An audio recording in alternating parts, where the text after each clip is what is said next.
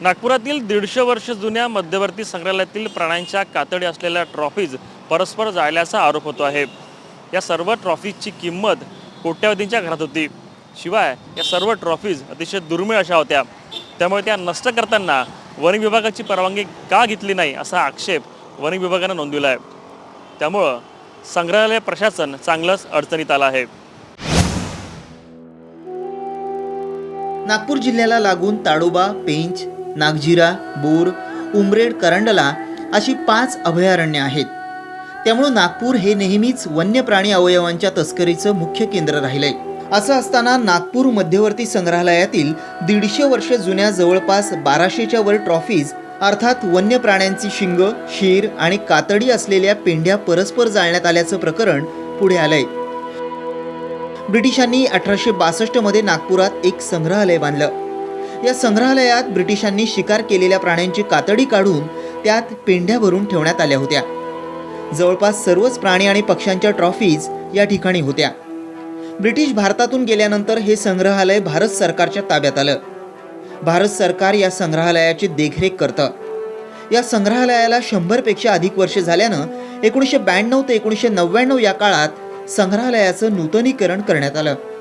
या काळात प्रशासनाच्या दुर्लक्षामुळे या ट्रॉफीज पूर्णपणे कुजल्याचं 2003 मध्ये संग्रहालय प्रशासनाच्या लक्षात आलं।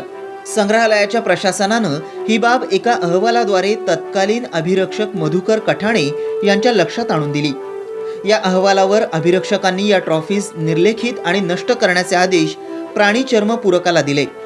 त्यानुसार 3 जणांच्या समितीनं 1236 ट्रॉफीज वरिष्ठांच्या पत्राशिवाय आणि वनविभागाला सूचना न देता जाळल्या। नूतनीकरणाचं काम झाल्यावर हे संग्रहालय पुन्हा प्रेक्षकांसाठी खुलं करण्यात आलं। ज्यावेळी प्राणी अभ्यासक आणि काही नागरिकांना संग्रहालयातील काही ट्रॉफीज दिसल्या नाहीत, याबाबत विचारणा केल्यावर त्या ट्रॉफीजला कीड लागल्यानं नष्ट केल्याचं सांगण्यात आलं। याबाबत वन्यजीव पक्षी अभ्यासक विनीत अरोरा यांनी माहितीच्या अधिकारातून माहिती मागितल्यानंतर 1236 ट्रॉफीज जाळल्याची बाब उघड झाली। इस इन्फॉर्मेशन में बहुत सारी चीज़ें ऐसी निकली हैं कि जो जैसा कि उन्होंने ट्रॉफीज़ डिस्ट्रॉय की, तो उसमें उन्होंने खुद की कमेटी बना ली और ट्रॉफीज़ डिस्ट्रॉय कर ली। एक्ट फॉलो नहीं किया प्रॉपरली।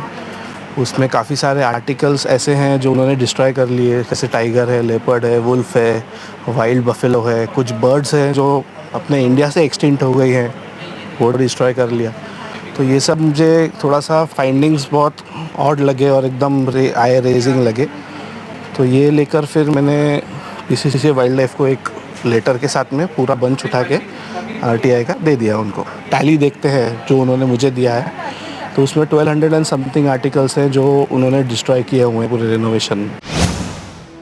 1992 ते 1999 दरम्यान संग्रहालयाचं नूतनीकरण सुरू होतं।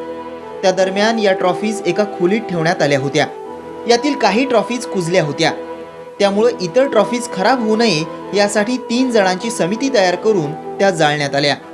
मात्र हे करताना वरिष्ठांची परवानगी घेतली होती असं संग्रहालयातील अधिकारी सांगतायत।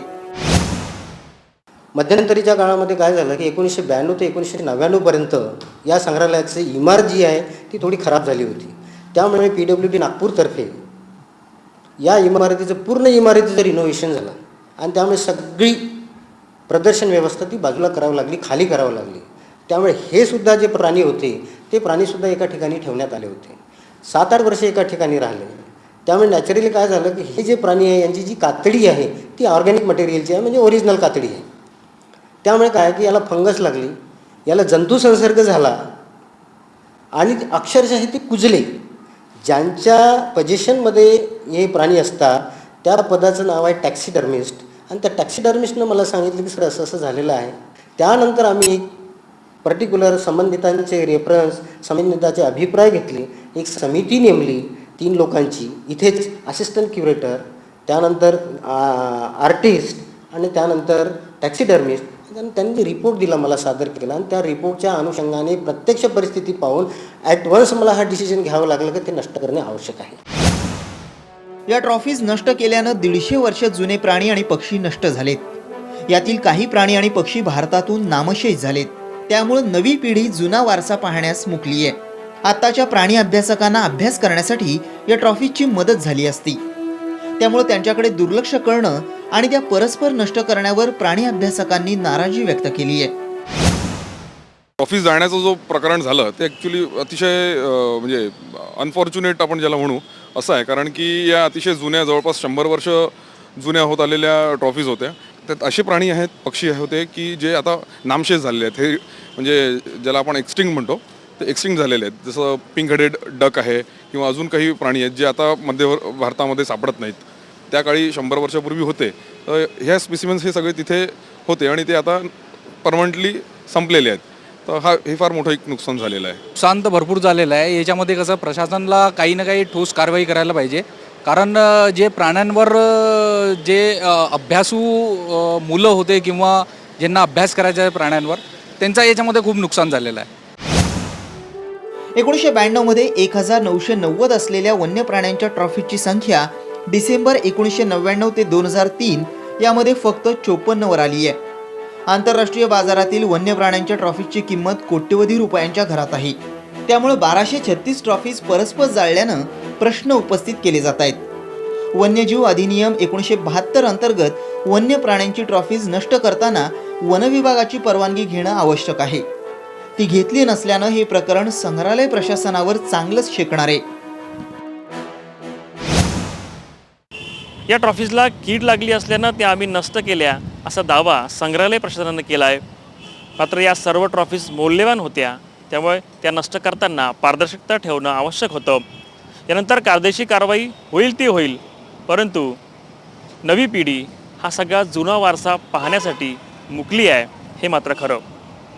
कॅमेरामॅन मनोज आगलावेसह संजय डाफ, साम TV, नागपूर.